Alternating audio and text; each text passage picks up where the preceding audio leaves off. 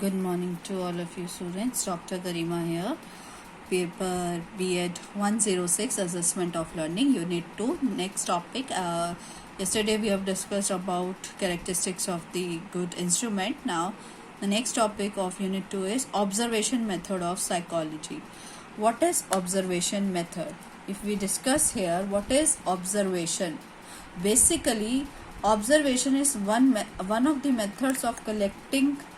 It's one of the methods of collecting research data. It involves watching a participant and recording relevant behavior for the lateral analysis. कहने का मतलब है कि एक ऐसा तरीका है रिसर्च में डाटा कलेक्ट करने का जिसमें हम पार्टिसिपेंट को ऑब्जर्व करते हैं और उसके बारे में रेलिवेंट इंफॉर्मेशन को रिकॉर्ड करते हैं जिसका हम लेटर ऑन एनालिसिस करते हैं. According to Albert Bandura, you know Bandura, a psychologist and a learning theorist who proposed the social learning theory that can be credited for first having noting the observational learning. सबसे पहले Bandura ने जो social learning theory दी थी that was basically based on his observation. So we can give him the credit of first noting the observational learning. It is a very powerful tool of psychological inquiry and it is very deliberate and purposeful. Now observation, the steps or the stages of observation. First is selection. Selection, that is selecting a particular aspect of observation कि हमें क्या observe करना है. Recording, to keep an account about the observed aspect in writing or some other permanent form. जो भी हमने observe किया है उसका एक रिकॉर्ड रखना है या तो रिटर्न फॉर्म में या किसी भी अदर परमानेंट फॉर्म में. Next third step is analysis. Analysis is examining the element और the structure of the observation aspects in detail. Analysis basically is breaking down into pieces. So analysis का मतलब है जो भी चीजें हमने ऑब्जर्व की हैं उनको प्रॉपरली थॉरली एग्जामिन करना, उनके स्ट्रक्चर्स को, उनके पार्ट्स को एनालाइज करना, ऑब्जर्व करना in detail. And the last is interpretation, explaining the aspects of the observation और प्रोवाइडिंग द मेजरमेंट्स, यानी कि उसकी प्रॉपर जो है इंटरप्रिटेशन देना या कंक्लूजन तक पहुंचना. Now types of observation, we can clarify that observation can be classified into basically three types. What are these? Four types: naturalistic observation, controlled observation, structured and unstructured observation, participant and non-participant observation. Now come to naturalistic observation. Naturalistic word has been derived from nature. ऐसी observation जो हम एक natural environment में करें that is called naturalistic observation. For example observing the people in the normal environment. Often it is used in the study of animal behavior. As you can see in this picture, the person is observing the animals naturally in their natural habitat in the forest. Advantages of natural observation is it is used to generate the new ideas. The entire situation and the other aspects can be studied and more insight can be gained.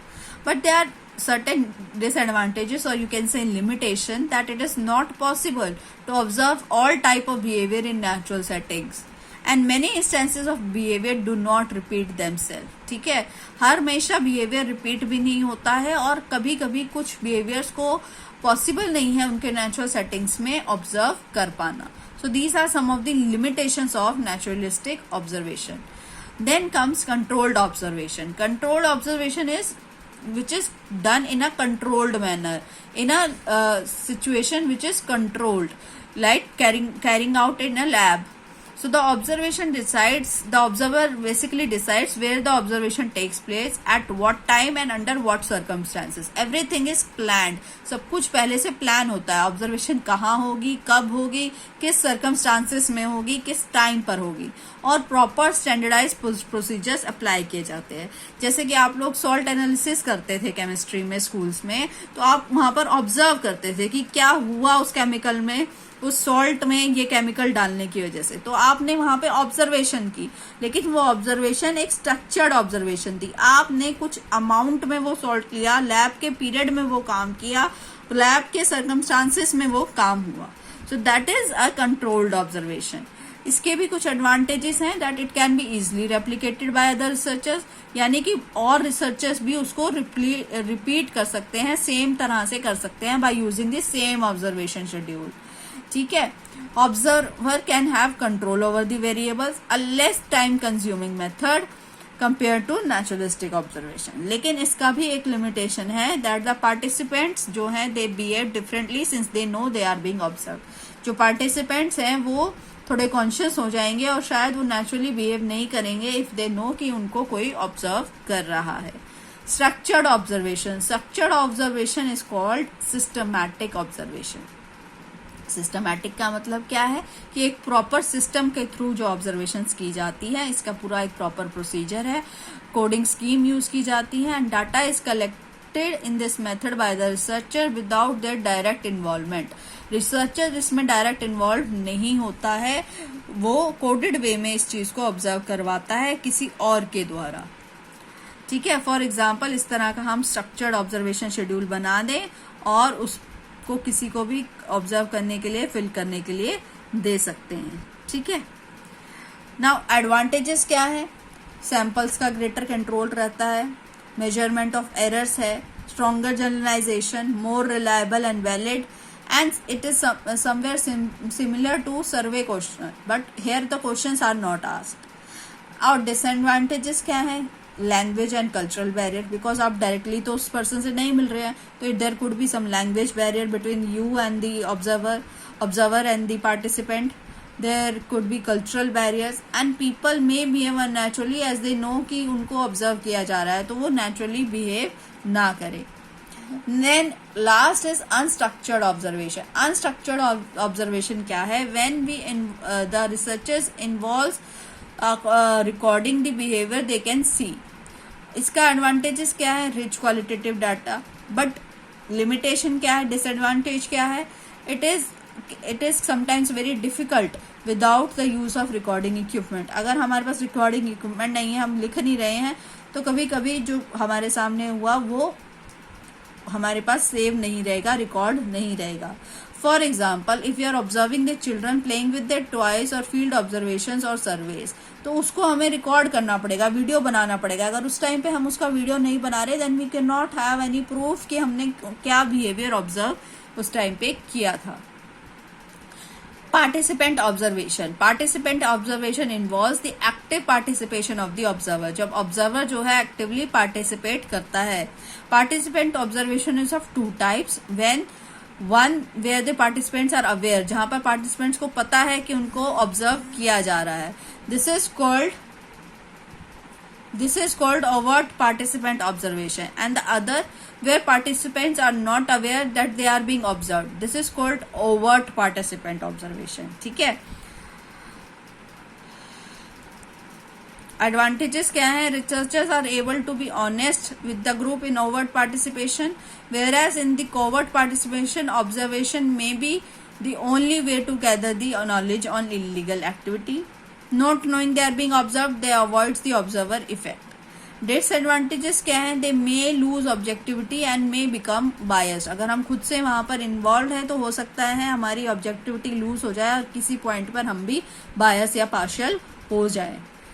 If researcher is undercover, he has to be very covert about his research, and the researcher may influence what happens. Sometimes हम उसको influence कर सकते हैं जो actually में situation में हो रहा है. Then non participant observation. Non participant क्या है? जहां पर ऑब्जर्वेशन में ऑब्जर्विंग पार्टिसिपेंट्स को हम ऑब्जर्व कर रहे हैं without actively participating in this situation. हम एक्टिवली वहां पर पार्टिसिपेट नहीं कर रहे. एडवांटेजेस क्या है? The participants tend to act more realistically. Researcher has no influence over the situation. हम सिचुएशन को इन्फ्लुएंस नहीं करेंगे. पार्टिसिपेंट जो है और नेचुरली या रियलिस्टिकली बिहेव करेंगे. डिसएडवांटेज क्या है? Observer may not get a feel what is happening and harder to find और back up a hypothesis without influencing the participants.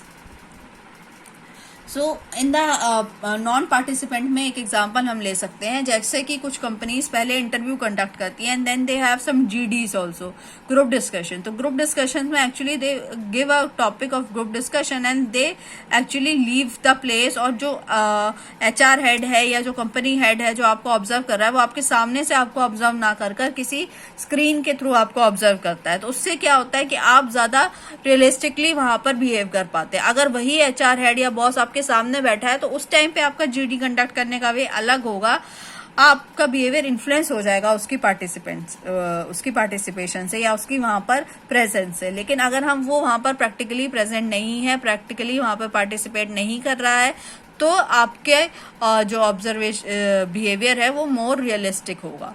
तो नॉन पार्टिसिपेंट ऑब्जर्वेशन में ये एक एडवांटेज रहता है कि हम ज्यादा रियलिस्टिक बिहेवियर को ऑब्जर्व कर पाते हैं।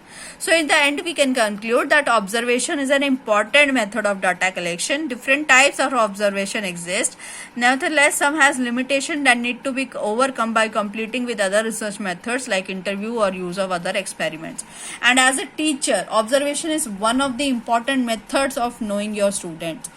हाउ डेली आप अपने बच्चों को ऑब्जर्व करते हैं, उनका सिटिंग में अरेंजमेंट से, उसका वो किसके साथ बैठा है, वो उसका क्लास में कितना आंसर करता है, कैसे टाइम पे उसका काम कंप्लीट है या नहीं है, पंक्चुअलिटी, उसका way of dressing in the uniform, way of talking, language, behaviour, other students के साथ कैसा है, आपके साथ कैसा है, सब चीज़ों को हम ऑब्जर्व करते हैं। Then we are able to categorize our students into different category. Similarly students also observe the teachers, कैसे बोलती हैं, कैसे पढ़ाती हैं, कैसे समझाती हैं, कितना ह्यूमन टच है उनके अंदर, कितनी एम्पैथी है, कितनी सिंपैथी है। Even the way of dressing of the teacher influences the behaviour of the child, right? So observation is a mutual aspect, but it is very very important for knowing the behavior of your students as for you as a teacher. Tomorrow we'll discuss introspection and projection in detail. Thank you.